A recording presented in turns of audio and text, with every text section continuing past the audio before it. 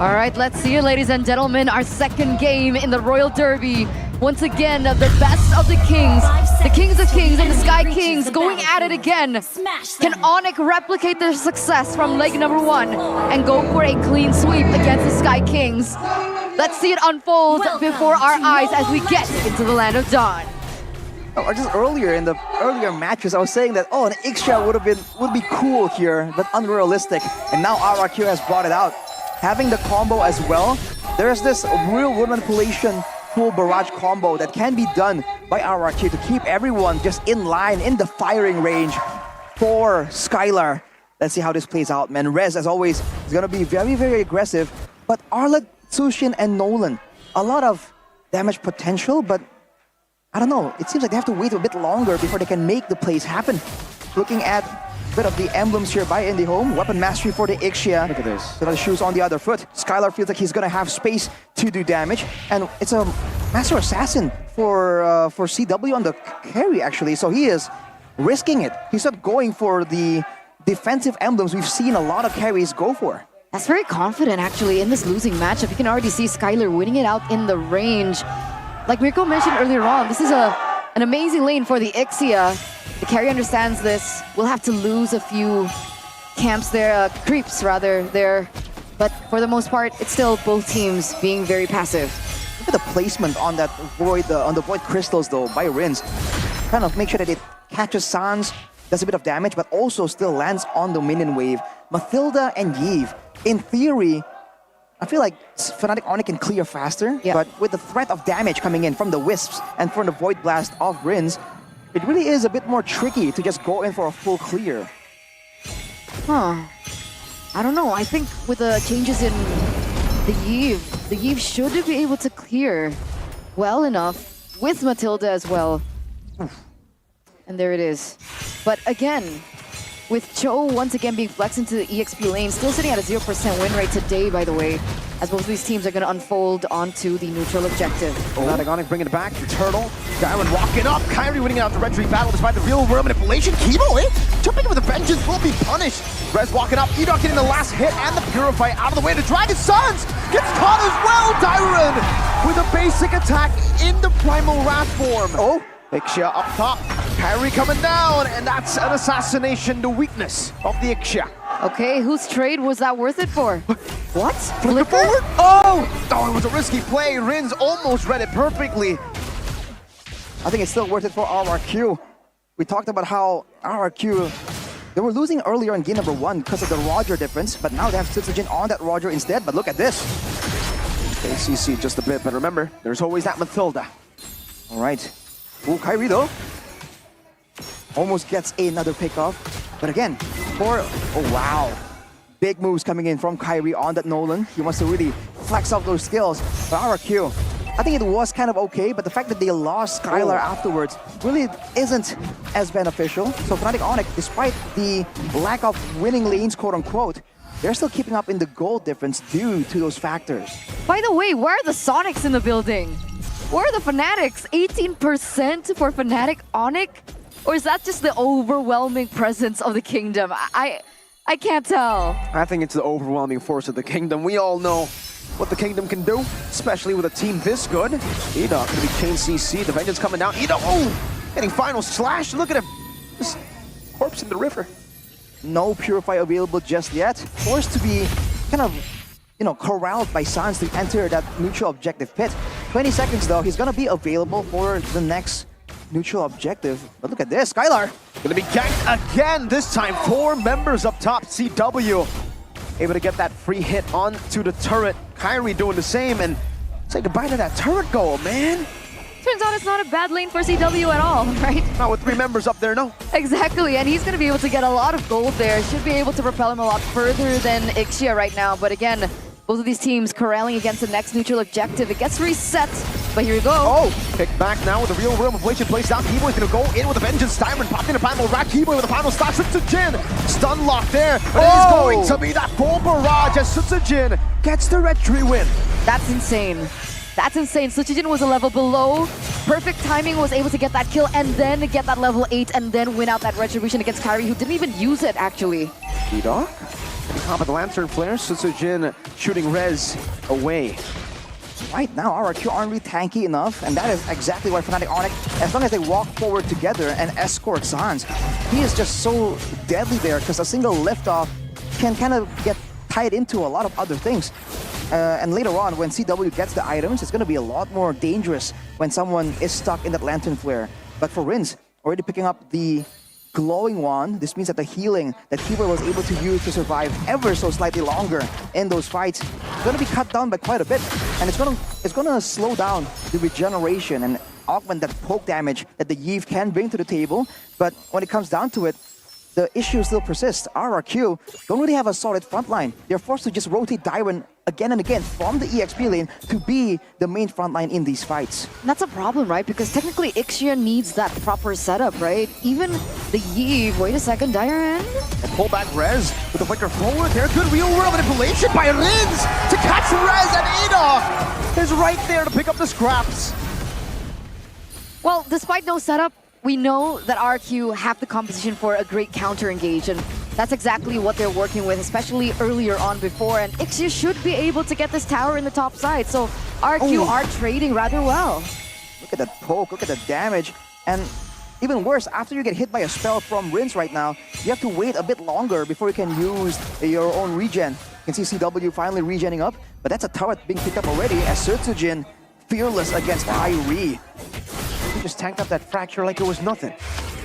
It's the benefit you have playing the Roger. But look at this, already on the other side. You can see this is an interesting turn of events. The junglers are the ones sent away to go for the push. As Skylar moves kind of forward, but Dairon is there. Oh, good read by Keyboy. Dairon trying to go for the Earth Shatter. Circling Eagle, knocking 3 members up, but it's just a bit of poke from RRQ. CW popped in the ultimate. No ult for the carry. Now they're gonna have to do it. Kyrie wins out the retreat battle. There was no Sutsujin earlier. Rez will fall. It's a trade. XP for Turtle. Oh, but it's going to be even more than just Rez. Sans. Oh, the full barrage, able to flicker out. Sutsujin should be able to actually take this purple buff away. Good maneuvers by Kyrie. Actually, never mind. He doesn't decide to commit on the orange buff. He decides to recall. So that's a big win for RRQ, is it not? Quite the massive win, trading a turtle but denying the buff, putting Kyrie even further behind. You saw how important it is to stay on curve with levels and goals for the jungler, and in the grand scheme of things, even the turret on the bottom side here gets taken out.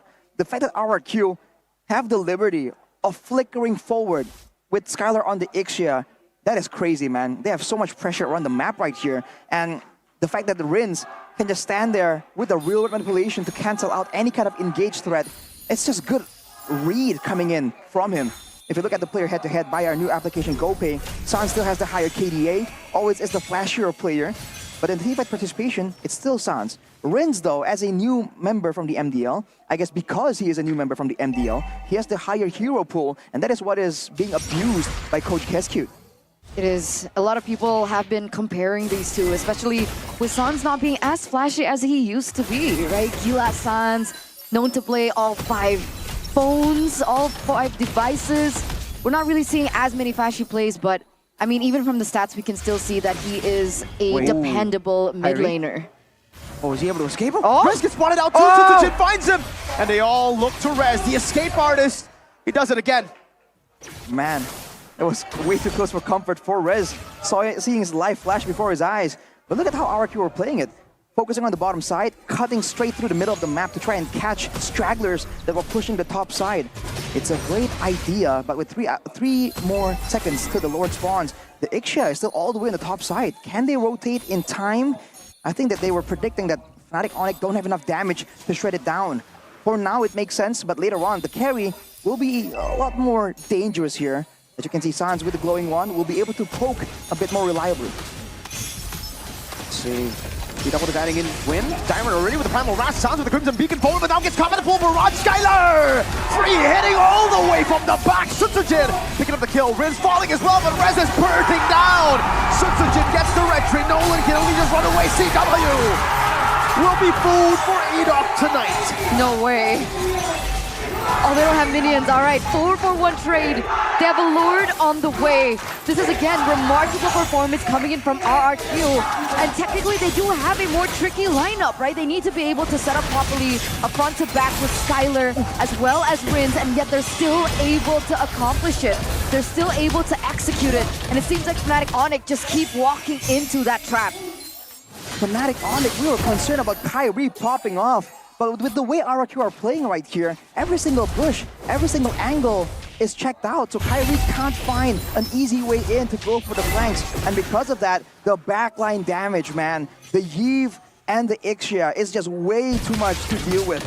With the close mid-range composition of Fnatic Onic, they have to really just dive in all the way to the backline, and even then, it doesn't guarantee them a favorable result. Real world manipulation on the Kyrie, the full barrage as well. RWM and the full barrage. Keyboy and Rez get zoned from all the way downtown, man. RRQ unable to utilize the Lord first one to take a base turret, but that's still value, getting all the tier 2s. That's a creative approach from RRQ. Make sure that you zone them away from the turret and let the Lord do its thing. They still have full control around the map right here. With no more turrets available, you can see that Fnatic Onic are struggling quite a bit. And with CW still keeping up in farm, but definitely pressured. Diner with Earth Shadow Flicker, not a final slash. San's able to get out with the Crimson Beacon to CW, gets rid of him. Rez in the midst of it all now. Gunned down by Such, he's looking for another! The stun lands the mercenary! Sans, can he escape? No, he cannot! He doesn't get the triple kill. But they are going to be able to push forward again. 3 members from the side of the Sky Kings are eliminated. And that's the inhibitor turret. It looks like they're looking for an end angle. Kyrie going up against Edok, walking up, clearing up the wave. Jin now maneuvering forward as well. They won game 1. This could be another sweep. The base is wide open. RRQ up against the Sky Kings. Kyrie walking up, use some damage. Jin getting kicked down as well. The base is there. The final slash. Keyboy getting a moment. Skylar with the flicker forward. What? They didn't get it! 1 hit, 2 hits. But Fnatic Onic, the Sky Kings, still win out that defense. That would have been an 11-minute game against the reigning champions here at MPL ID. But yet RRQ still unable to close it there and then. A greedy play by RRQ. They're able to get several kills for their troubles. But look at Sans sneakily stealing away the buff. He has the Blood Wings and the Glowing Wand as well right here. But now it's back to the same setup. The Lord is up, but the waves are favoring Fnatic Onic, and there's no time for RRQ to go to the bottom side for that setup. But Rez, it's gonna be caught. The Circling Eagle coming down, fully isolated. Rez still able to find a way to drag it, but now the RWM full barrage combo and the Mathilda to bring the full barrage forward. Keyboy cannot survive. Skylar picks up the kill. The last siege. It's almost as if it did not happen. Fnatic Onic can't do anything. And now with Sans, once Gila, now normalized by the Kings of Kings. CW is next. Pops into with a nature, does some damage. But in the end, RRQ are inevitable. look at Kyrie though, trying to do something, trying to push the mid lane, but Dylan stops him. It's over! 13 minutes. The Sky Kings reign in MPL Indo are threatened. The King of Kings continue their win streak, continue their run, and continue their conquest to reclaim what is theirs. First time, you may call it luck, but the second time, it's definitely not just that. Is this the start of a new reign? Is this the start of a new dynasty? Rex Regum Kaon, 2-0, 2 times in a row against the reigning champs, Fnatic Onic. Oh man, the heck was going on right there? Fnatic Onic with picks that in theory should work. RRQ show that without the Roger in game 1, they played it slow. With the Roger in game 2, you better be on the run. Sutsujin with the early pressure and the outplays as well. Despite all of the catch tools that Fnatic Onic so desperately secured in the drafting phase, RRQ has denied everything and ended the second match in even more dominant fashion than game number 1. What a world we're living in. Say it loud, say it proud. Rex, Regum, Chaos. The kingdom, they're feeling it. The drums of victory are rolling in the building here at the venue, at the MPL arena.